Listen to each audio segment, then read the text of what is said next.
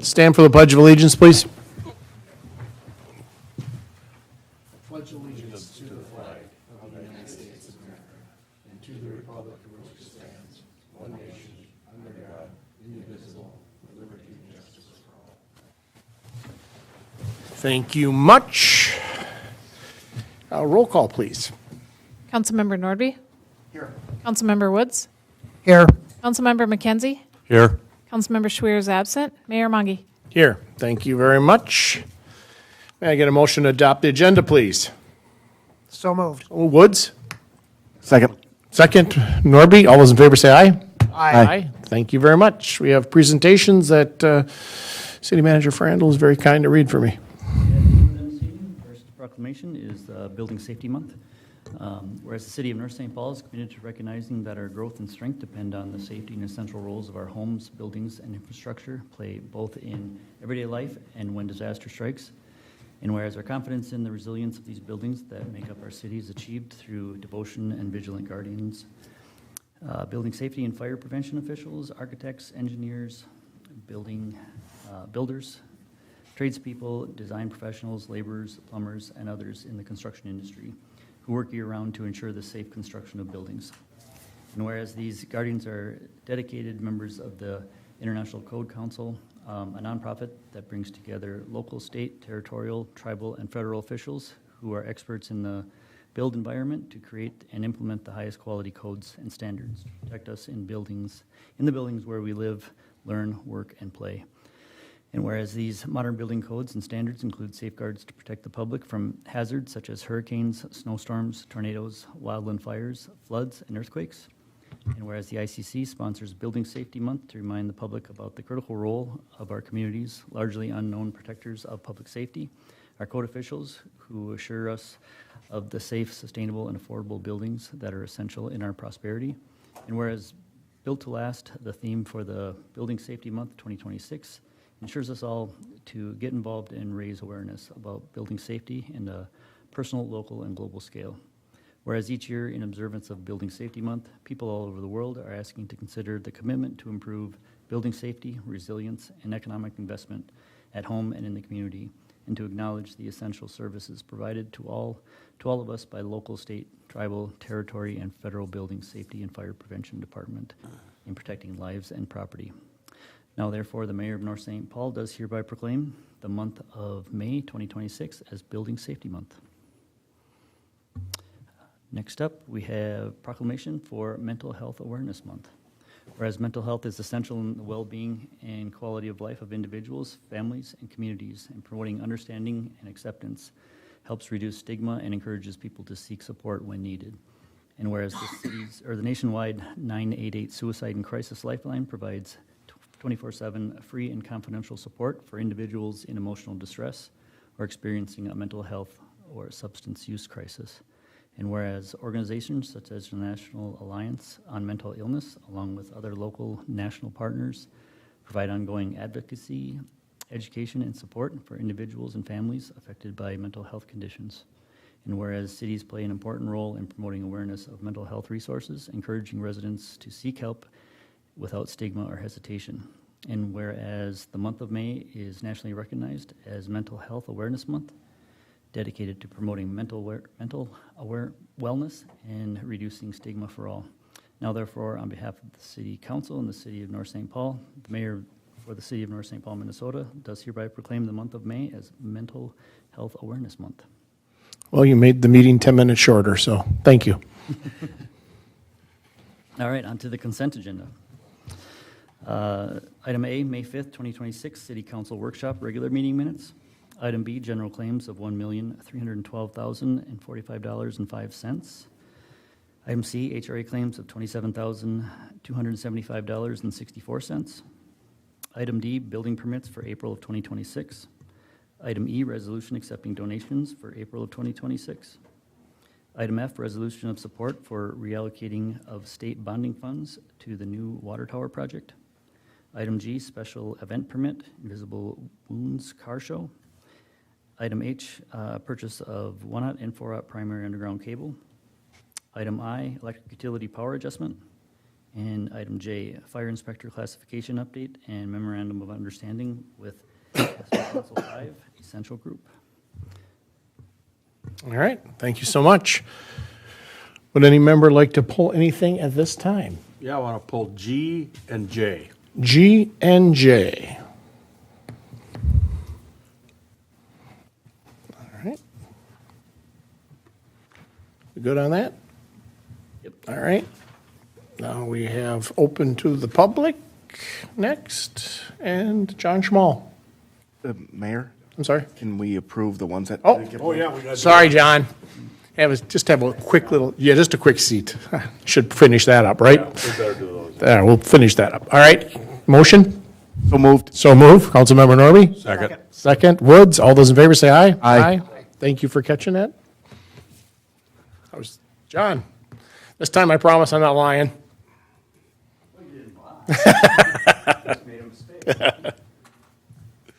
John Schmall, 2750 Chisholm Avenue, North St. Paul. Helping my neighbor out to clear up some brush, whatever, on her property. And started the conversation with, did you answer, or did you receive, and did you answer the little postcard from the watershed district? They wanted input about water or shoreline property owners. That's an exclusive group, shoreline property owners. And it isn't, Casey isn't a lake according to them. And Ron could agree with that because he was there also when they brought that up. Anyway, she said, I said that I'm unhappy with them, with the algae growth. And she said, I'm unhappy with those damn lights that are on the on Casey. And I said, well, what's the problem? She said, I went to a seminar on dark skies, and those damn lamps out there, they have no cover over the top. It's just one big light. And she said that it causes the growth of algae and other problems. And I went, what? And she said, that's what they taught us at this seminar. So I'm losing my artificial light connection here. And I said, well, you got to go in and talk to the city about that. They do this on every meeting. You can go in. Couldn't convince her. Not going to go. Not going to go in. So I thought, how can I bring this up? Because what I've heard is hearsay. I don't have it. Except there's Google. And here is Google. Artificial light near water directly fuels algae growth by driving photosynthesis. When lakes and ponds are exposed to night lighting or dock lights, cyanobacteria, blue-green algae, and phytoplankton grow more rapidly. The localized light pollution exacerbates nutrient pollution, leading to damaging or deranging, and toxic algae blooms. So can we do something about those lights? The sign says that the park is only open till 10 o'clock. Turn the damn things off. Let's do something environmentally friendly. Can we? And lastly, what's happening with that hole that they're digging? They've stopped. What's going on with that big area? Put something in the newsletter, what's going on. The trail is closed. Have you been over there? Have you tried to walk around the lake? Yeah. Thank you. Thank you, John. All right. All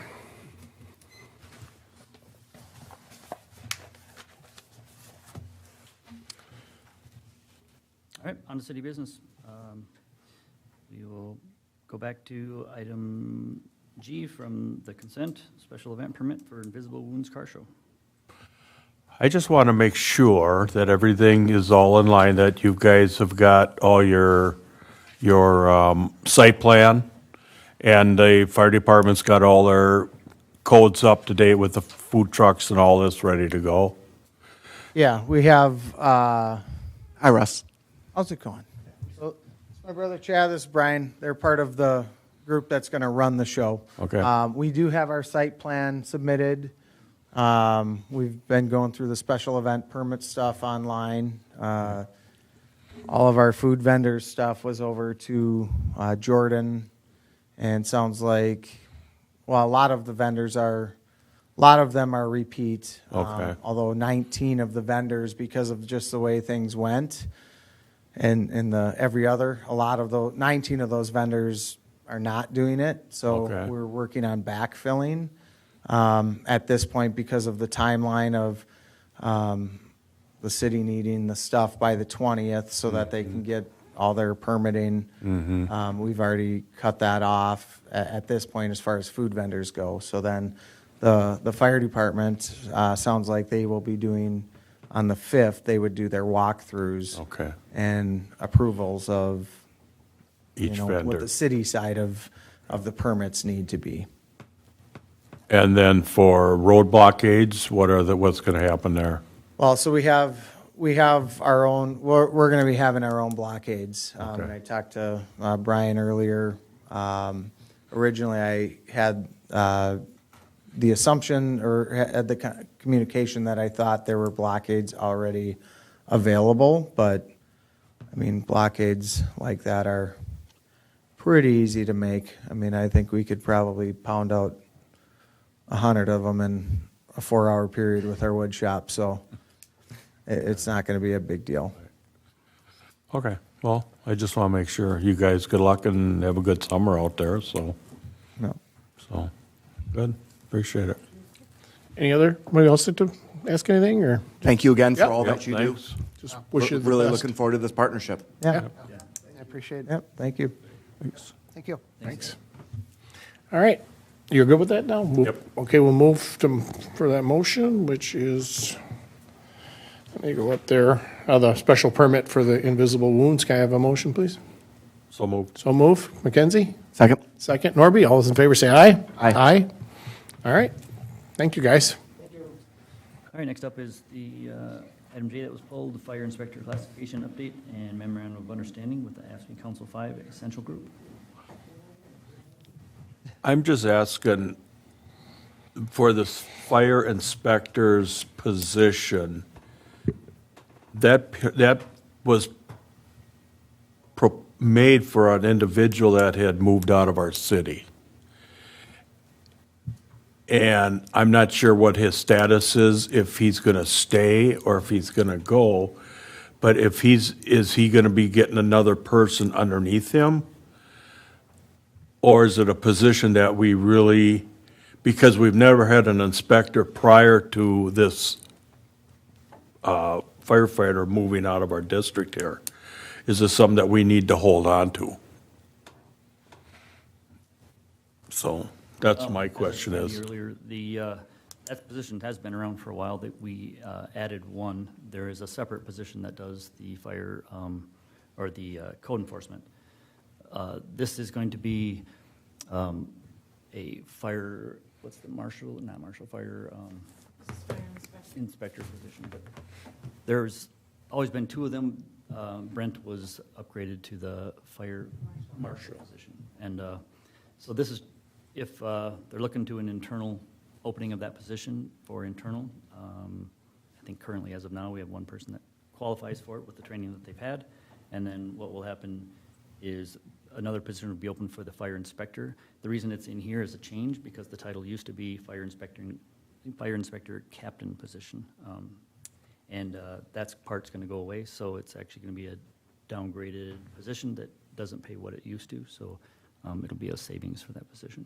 So, Okay, all right, Okay, yep, good. you good? All right. Can I have a motion on that, please? So moved. So move. McKenzie? Second. Second. Nordby? All those in favor say aye. Aye. Thank you very much. all right, next up is the public alley private improvement process and approval. We have Community Development Director Ken Roberts here to explain. Mayor, City Council members, this is a continuation of our discussion that we had on May 5th during the workshop about public alleys and private improvements and the process approval that staff is proposing. As a brief review, the council, we discussed at that meeting earlier in May that city staff had been approached by not developers, property owners that wanted to improve their gravel alley with blacktop or bituminous. Unfortunately, we don't have a process or method on the books to say, yes, you can do that, or no, you can't. And so that spurred on this whole discussion and research and information that I'm providing to you that I provided at the last meeting and again tonight. So again, we don't have process or policies on the book, and so it's our belief as staff that we should, and that's what I'm presenting tonight. And again, as a review from the May 5th workshop, it seemed, at least the staff's impression, council was supportive of putting in place policies and procedures to allow private property owners to make improvements into a public alley with several conditions. And we briefly went over those. So tonight I'm looking for direction and hopefully a confirmation from City Council that we should put these into place, put them into action, and we will then have them for people that ask the question coming up in for the future. So again, the alleys, there's really two types of alleys. We looked at last time the through alleys, which go from street to street, and then segments or portions of alleys, which are really more common where I think this will come up. Some alleys clearly are improved and they're paved and they're fine, but there are many that are under improved with, say, only gravel or minimal blacktop. Some only have grass, some have a mix, but yet people try to use them and do use them for access to the rears of their property. And again, this map here will show it a little better. This is one sample area where this is Margaret Street here on the east end. There's an alley here where these three properties for sure use the alley for access to garages or sheds. And there's some access at the other end that's in place now. Again, not improved, just has gravel on its good days, which doesn't always hold up, especially in the spring. I walked through at the last meeting some high-level thoughts on what should be done, or what could be done by the city, and for through alleys, again, which will go from street to street. It's staff's opinion that really, if an improvement was proposed for an entire through alley, that should be done as a public improvement project, not taken on by private individuals. Mm-hmm. And that's really not what our focus is for tonight. If we get a petition and the engineers get involved, then that would come back to council again for a through alley for improvement. What the rules I'm proposing and staff has worked up are more if these folks here wanted to pave 200 or 300 feet of this alley as an example for better access to their properties. So that's really an alley segment. And what I'm going to go through here are really all the things we talked about at the last meeting, the process with several steps, and involve a pre-application meeting on the site with the Public Works Director, possibly the city engineer, to look it over and, for lack of a better term, get the lay of the land, see if it looks even possible or feasible from a high-level visible site visit. And then if so, in turn, then the applicant or the property owners would make application to the city. And I view it similar to if we had a request for a variance or conditional use permit. There'd be some paperwork, some drawings, a statement saying why they want to approve it, exactly what they want to do. There would be, I'm proposing an application fee of $500 plus an escrow fee of $1,000 to cover if there will be legal costs and potentially engineering costs. And those are the same fees, again, we charge for a variance or conditional use permit. It would just be a new fee that we don't have currently. And that's one thing different than was brought up during the workshop. We didn't have a fee in mind at that time, but we do now. That's what I'm proposing. The rest of these steps are, again, all the same that we talked about, and I briefly spoke to the city attorney about number 7 here. We had originally called it a license agreement, and it's his opinion it's probably more likely an encroachment agreement, But again, that's a legal document that the city gives the owners the permission to do what they want to do, subject to conditions, including that the city can still use the alley. They put in all the improvements at their own expense, and it gets recorded, the legal agreement gets recorded against the titles of all the affected properties. So future owners, in theory, should know about it. So 10, 15 years from now, somebody wouldn't come back to the city and say, well, this alley's falling apart, you need to improve it. There should be a recorded agreement that says, no, it was a private agreement, private improvement. The owners are responsible for that, and the city is not. And that's one of the many things that would be included in that agreement.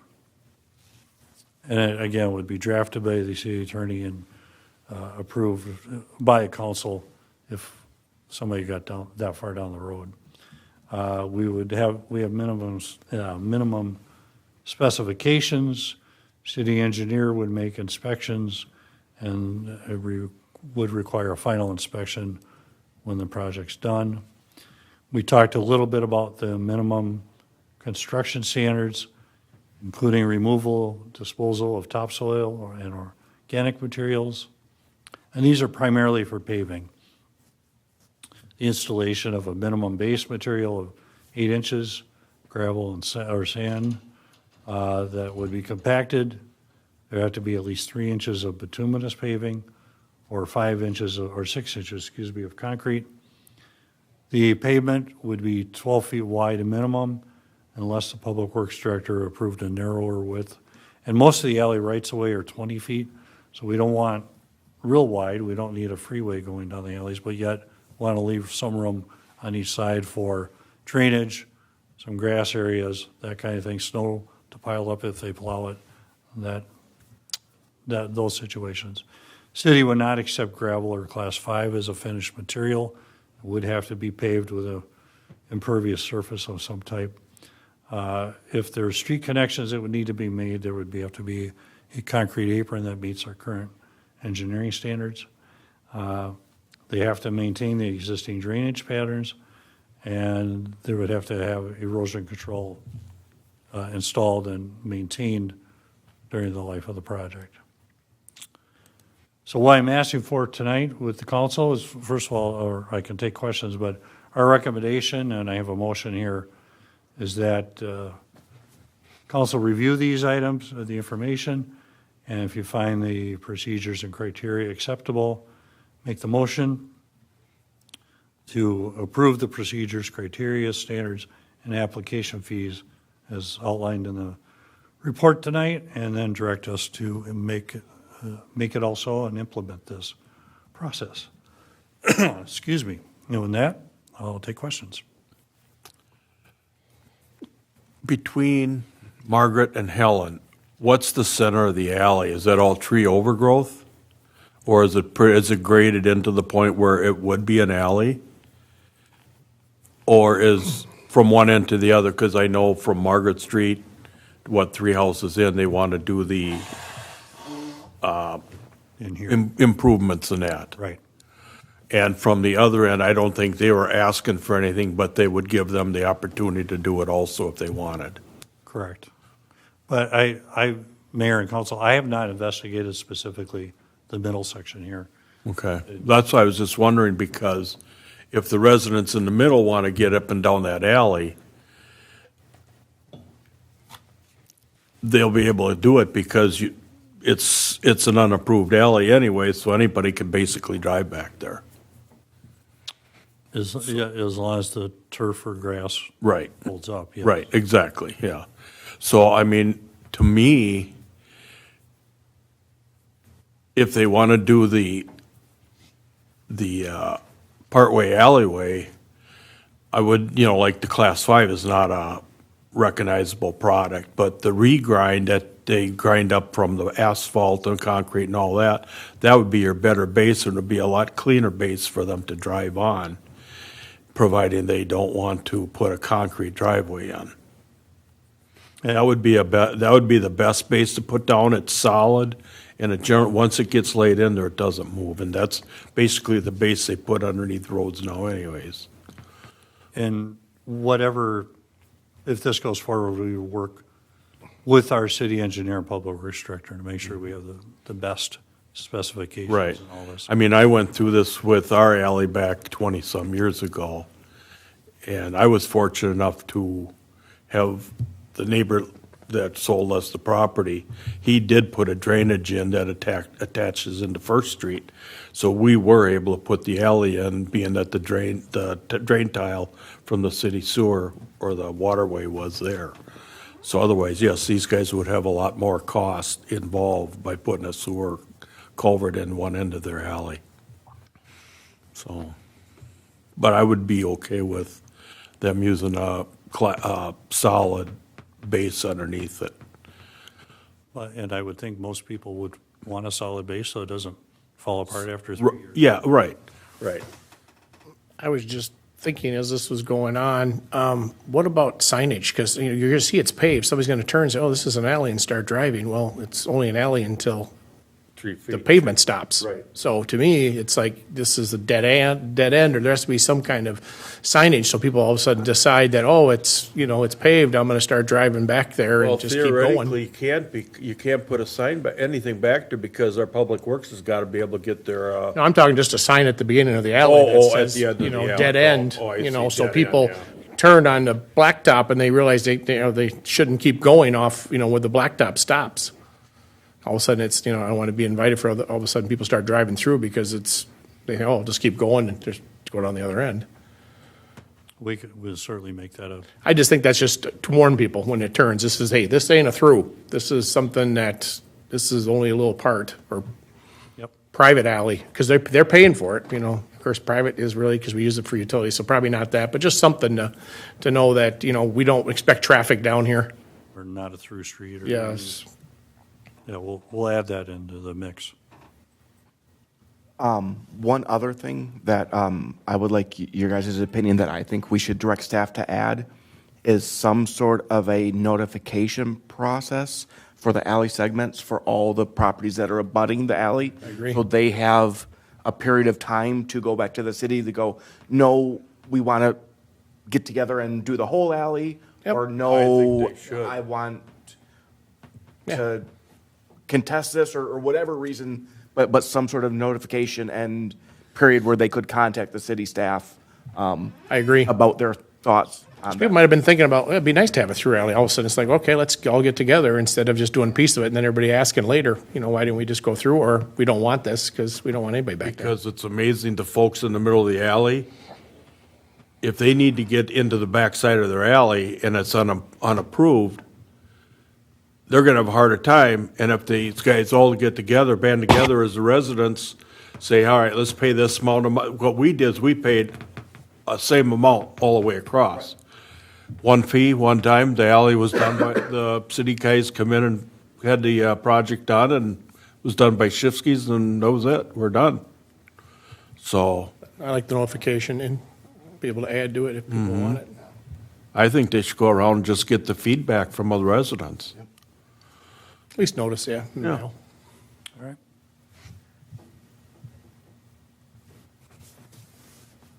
Troy's thinking. I see it. No. Oh, Don't he took his hand off the keyboard even. I'm thinking. Anything else we want to? Are we everybody good moving forward with the way this is now? So can I have a motion, please? So moved. So moved, Councilmember Woods. So, second. Second, Councilmember McKenzie. All those in favor say aye. Aye. All right, thank you much. thank you. Thanks, Ken. All right, reports from the city manager and departments. We had staff meeting today.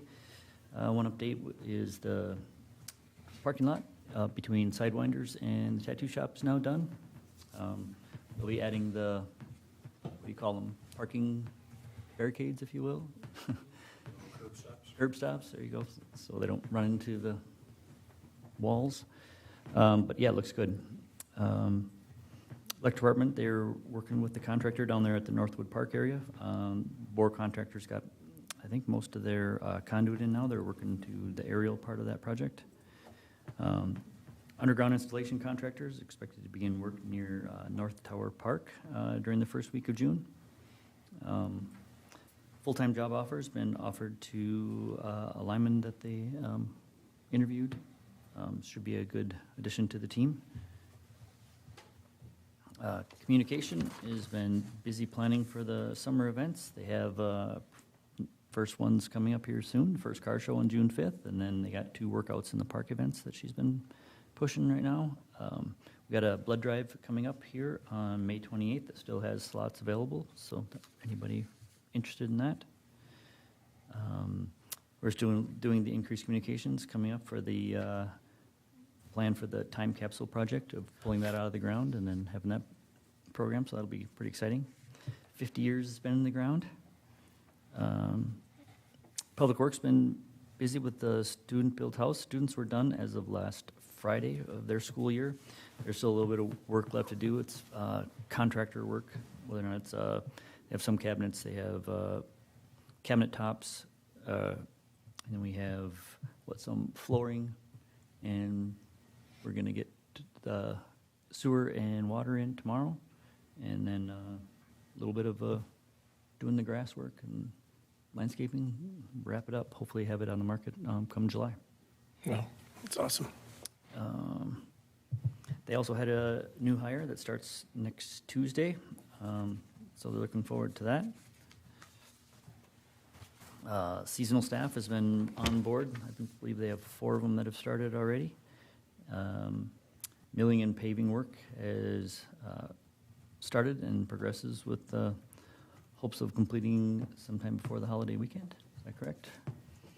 And community development's been busy with many things, but we did have a good, successful cleanup day. A lot less vehicles, but took care of a lot of stuff, and now that we're next council meeting, we'll be talking about the solid waste program and see what it means moving forward with the cleanup day. But that's all I got for you. What was the total car count? 74. 74. Car count? Yep. Compared to last year, it was well over 300. Yeah. Yeah.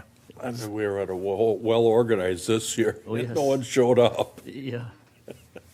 I think Thanks, you Ron. mentioned that the people that showed up were very happy that they didn't have to wait in line, even pay a little bit. They were still happy. Indeed. Okay, thanks. Before I go, I want to ask you a question, young man back there. Take your 3 steps to the microphone. How many spots, I tried to keep count, but I lost interest or I couldn't figure it out. How many spots are we getting with between sidewinders? Do you know how many car spots I are? got me on the spot. I don't know the number. Oh, all right. We I got up to 20 and then I lost count. I couldn't remember if that was 19 or 20, so then I gave up. the striper was on the phone with Randy quite a bit on Friday night, and they tried to utilize, or put as many in there as. I like that diagonal coming in against the building, so it gives you some more room. Yep, that's just because that curb cut there with the way the parking lot laid out, we just kind of Yep. had to make something work there. So sorry, I don't. That's fine. I was looking, I thought, man, it's a lot of spots. I saw him park over yesterday, and boy, I was talking to somebody, he said, I've been trying to do that for 20 years, getting that pavement done, and man, it just makes the whole area look better. Yeah, Just it really does. brought It a looks lot really of, nice, and it gets striped, and. doesn't look like a crater, a bomb hit there and just left a hole. And I think it'll get well utilized, Oh, yeah. being what it is now, so.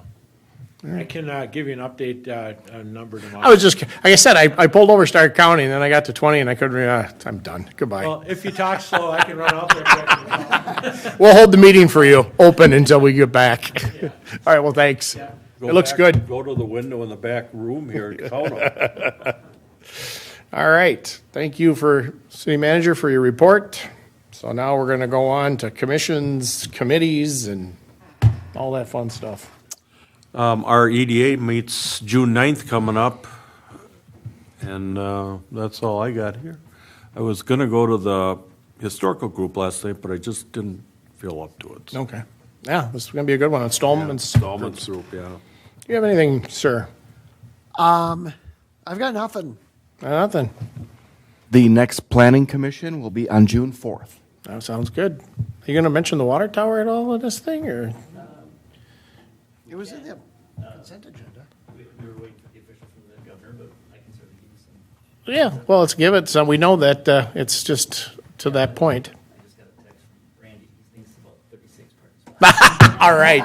Thanks, Randy. Yes, so we were very fortunate. We were able to reallocate the 4.5 million that we initially were going to look at putting into the community center, and we can reinvest that into the water tower. Went down and testified, the mayor and Jack. Thank you very much for that. They did agree to that, both Senate and House. It just needs to be signed off by the governor. We're hoping for, so it'll be an upsize. So we have, 300,000 gallon tank there now. It'll go to a 750,000 gallon tank, which will add to the fire safety that we have for the coverage. It also, normally what they want you to do is have enough reserve that would cover what a day's use would be, which it doesn't at this point, but this will take care of that. It's going to add pressure to areas that have low pressure on our system. It's just kind of a win-win. By having this grant as well, we won't have to raise rates to have people pay for this water tower. I mean, this is just great all the way around. This tower that's up there now has been there for almost 80 years.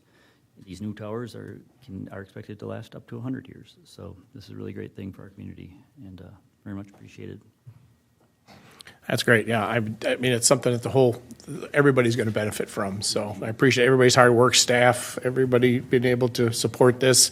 It was a tough decision. I mean, we worked on this thing since we got the grant in '23 till now, and, we were able to repurpose, and we thank Representative Lilly and Senator Zhang, that they stepped up and helped us. So it was a great effort for everybody. So I really appreciate it, and looking forward to that getting started. And so thanks, everybody. Absolutely. Any new business? We kind of took care of that there. How about you? Nothing from me. Well, you got to say something before you get paid. So I wanted to make sure you at least said something. Good. How about anybody else? Last Friday on the 15th, I had the honor of giving a city update to the local Maplewood, North St. Paul, and Oakdale Rotary Club. Oh, great. It was well attended, and it went very well. Sue Springborn was there.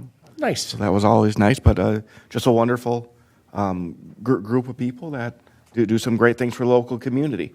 Yeah, they are a great group, and I appreciate you. They heard from me for 3 years, so we could have a fresh face and a fresh person to do that. So thank you for doing that. Absolutely. All right. Nothing else? I'll call for adjournment. So moved. So move. McKenzie? Second. Woods? All those in favor say aye. Aye. Thank you all. June 2nd is our next meeting, and everybody have a great week.